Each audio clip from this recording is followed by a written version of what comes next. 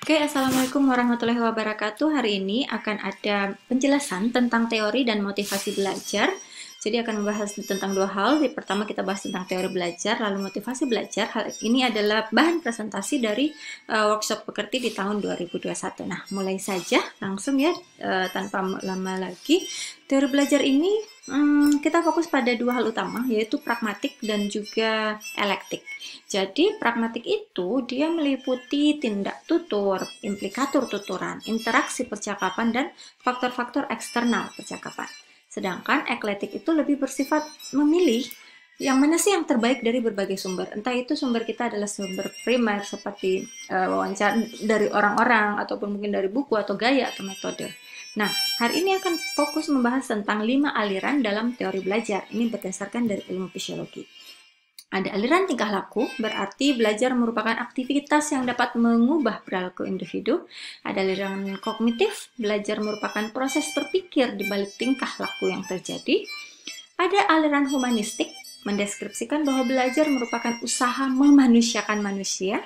Ya, ada aliran konstruktivistik, itu ya namanya aja konstruktif ya.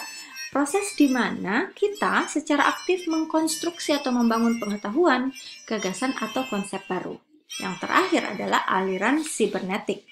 Kalau namanya juga cyber berarti berfokus pada sistem informasi atau pengolahan informasi yang dipelajari.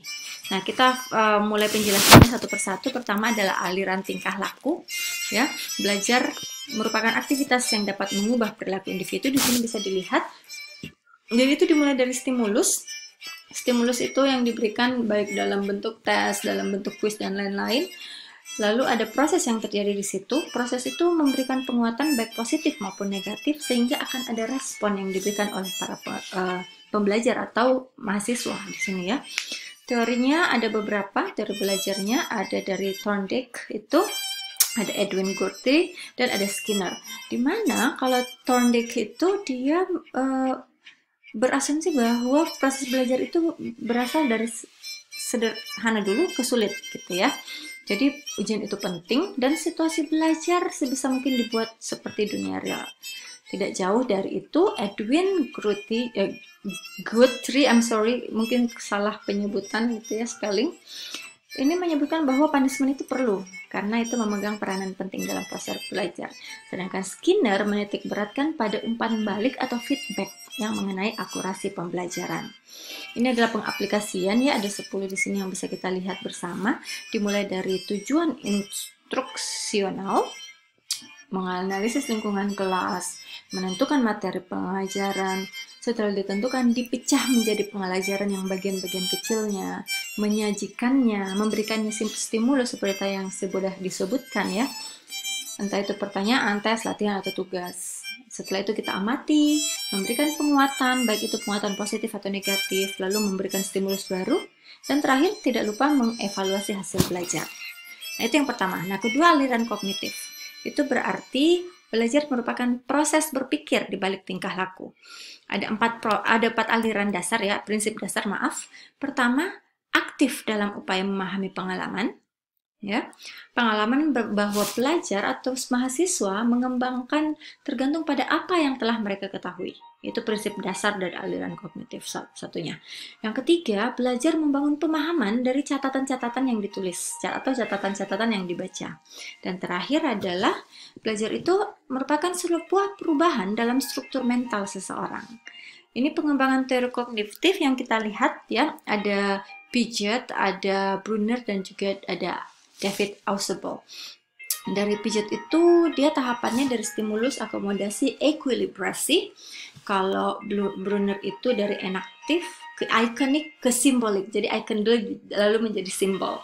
Sedangkan Ausubel itu lebih menjabarkan bahwa tahapan itu dimulai dari memperhatikan stimulus, lalu memahami makna stimulus yang diberikan dan menggunakan informasi yang sudah dipahami.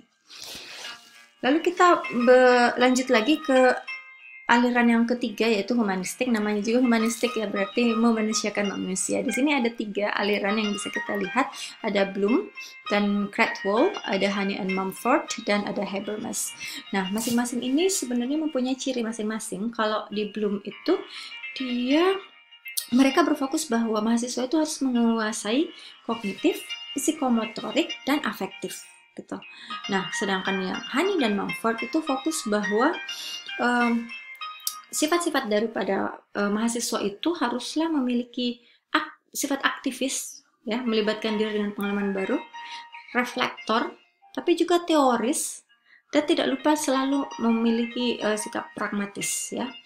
Sedangkan Habermas itu cara belajar, dia fokusnya di cara belajar, ada teknis, ada praktis, dan ada emansipatoris, ya. Itu lebih ke pemahaman kita terhadap perubahan kultur dan lingkungan. Ya, namanya aja aliran humanistik, ya. Nah, berikutnya adalah aliran konstruktivistik.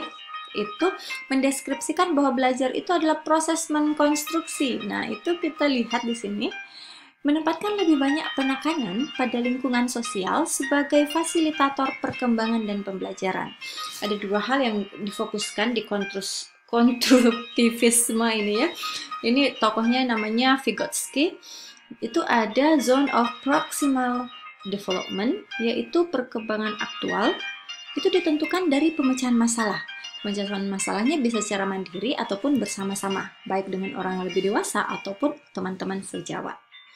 Ada juga scaffolding, ini ya. Jadi dibantu di tahap-tahap awal, kemudian bantuan itu dikurangi sedikit demi sedikit untuk memberikan kesempatan mereka mengambil alih tanggung jawab yang lebih besar. Jadi mereka membangun sendiri tanggung jawabnya.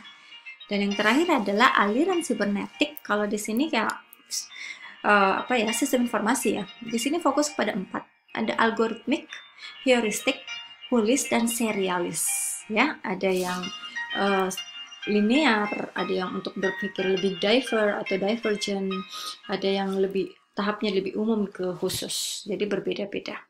Nah, sekarang kita masuk ke motivasi belajar. Maaf nih karena waktunya tadi diberikan terbatas, jadinya saya agak cepat. Motivasi belajar lebih ke kekuatan yang dimiliki seseorang untuk meningkatkan persistensi dan antusiasmenya, ya, dalam melakukan sebuah kegiatan. Nah, sumbernya itu bisa dari luar ataupun bisa dari dalam. Jadi ada intrinsik, ada ekstrinsik. Fungsinya ada beberapa. Pertama, sebagai pendorong untuk berbuat sesuatu dari setiap aktivitas yang dilakukan. Bisa juga sebagai penentu arah perbuatan, ya, arah tujuan yang ingin dicapai.